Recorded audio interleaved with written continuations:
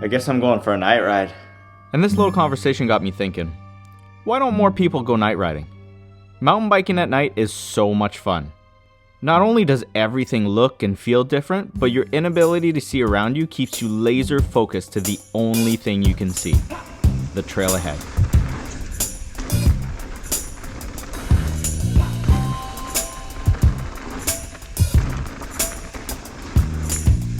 I keep forgetting I gotta keep my bars pointed to where I want to see.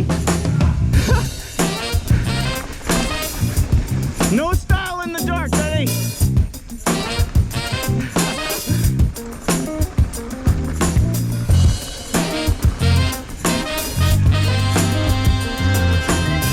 Yeah.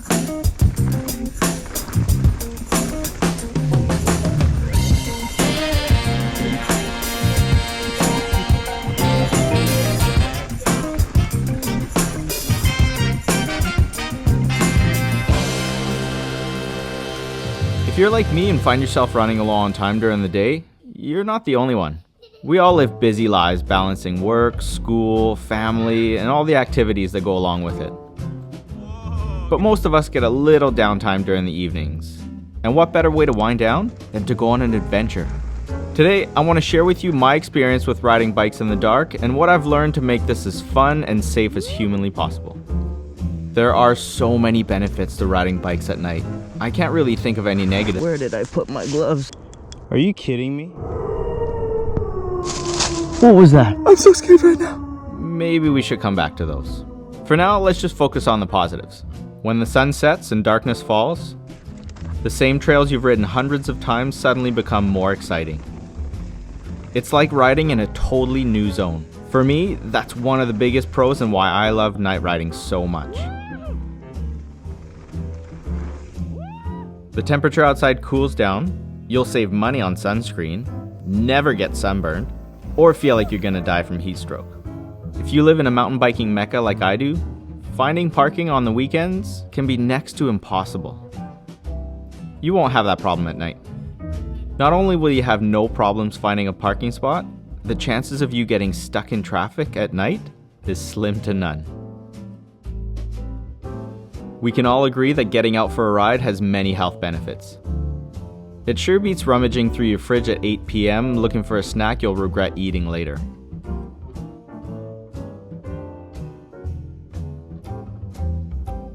With most people having a few hours of downtime in the evenings, your riding buddies are more likely to be available to come riding with you, assuming they have their lights charged. Which is a great segue to talk about the few cons to night riding and what you'll want to do to make it safe and fun. First, let's talk about gear. The obvious one here is that you're going to need some lights. These can get really pricey. But I want to show you the lights that I use because I feel like these are the best bang for buck lights out there and the sweet spot for the amount and quality of light that you get. As with everything else, there's a point of diminishing returns. Here's what I used to ride with. An 1100 lumen single spotlight up front and this headlight. Having two separate lights is very important because if you only ride with one spotlight on your bars, the light only goes where your bike is pointing. That's fine and all if all you're doing is riding on the street or maybe some gravel paths. But if you ride trails like I do, there are berms, roots, rocks, and changes to the terrain that you're definitely going to want to see coming. My old setup is almost 10 years old now, and it's still going strong. But in the spirit of making this video, I teamed up with Magicshine to show you guys how much better the lights are nowadays. Since getting this new light combo, I found two flaws with my old setup. First, I was using a single spotlight as the main handlebar mounted light. What you really want is a floodlight mounted to your bars. Floodlights have a much wider beam and illuminate almost as wide as your peripheral vision. Spotlights have a more focused beam and are better suited as helmet mounted lights. When riding trails, you naturally look further ahead to see what's coming and line yourself up for it. Also, having a second light mounted further up over your head will get rid of a lot of shadows a single light will inevitably cast. And as with most electronics, there's a small chance that something might malfunction. Are you kidding me? That's why having two separate lights is essential to staying safe and actually making it out of the woods. You almost died. Here's the light combo I use now. The Magicshine MJ906s is a 4500 lumen beast in a tiny package. It comes with a huge USB-C rechargeable 10,000 milliamp battery pack that you can use to power the lights, of course, but also as a standalone USB power bank to charge anything else you want. At full brightness, it'll stay on for around an hour and a half, but in my experience, dimming the light half brightness when not riding downhill, I was easily able to get over 4 hours. It has 4 brightness modes: 800, 1800, 2500, and 4500 lumens, 2 flash modes, and even a daylight running mode. It comes with everything you need to get mounted to whatever size handlebar you have, and even has an optional helmet mount if that's where you want to put it.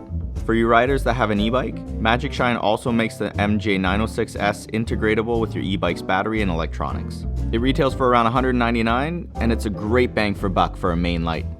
For my helmet, I went with the award-winning ALLTY1000. This all-in-one design light is great for commuting as well as a helmet light for mountain biking. It has 1000 lumens peak brightness and 3 dimming modes. At full brightness, it'll last just under 2 hours, but for me, dimming it when I didn't need it to be full blast got me well over 4 hours. It comes with everything you need to mount it to your bars, as well as a GoPro adapter to mount it to your helmet, as most of us already have one of these on our helmets. If you don't, you can get this optional helmet strap mount. It retails for $74.99 and is a nice, bright, all-in-one package. If you guys want to pick some up for yourself, there's a link in the description, and the nice people at Magicshine are giving all my homies in the audience a 15% discount. Thanks, Magicshine. Setting up a little charging station next to where you store your bike is the best way not to forget them when you're going out for a night ride, and to plug them in as soon as you get back so that they're ready to go for your next nocturnal adventure. Having lights this bright can also be dangerous. If you've ever looked directly into the sun by mistake, you'll know what I'm talking about. Same thing goes with lights these days. They're so bright that you'll want to be careful not to look directly at your buds when you're talking to them. Most lights have a few different modes to dim them down 50 and 25%. This will not only save your batteries, but also save your friend's retinas. Which leads us into our next con. Try not to ride alone. During the day, if you get hurt and can't get out of the woods yourself, it's more likely that you'll run into another rider or maybe a hiker that can help you. If you're out on your own at night and get hurt, make sure you save your light's battery power for when the people that you called to come and help you actually get near the area. You can then use your lights to make yourself easier to find. You might also want to think about carrying something warm to wear in your pack, just in case you get stuck somewhere and have to spend the night. And always tell someone exactly where you're going to be riding and specifically what trails. Hey, can you send someone to come and help me? I'm on Mount Seymour on a trail called Boogeyman. Yeah, real funny. It's October now and the days are getting shorter. So keep your lights charged and make the best of it. If you guys have other night riding tips you want to share with the community, put them in the comments below. I'd love to hear what you have to say. And if you've never tried night riding before, get your buds, get yourself a good set of lights, and give it a try. Trust me, you're gonna have a blast. So YouTube thinks they know you pretty well, and the algorithm thinks you should watch this video next. Let's see if they're right. Oh my god! You almost died!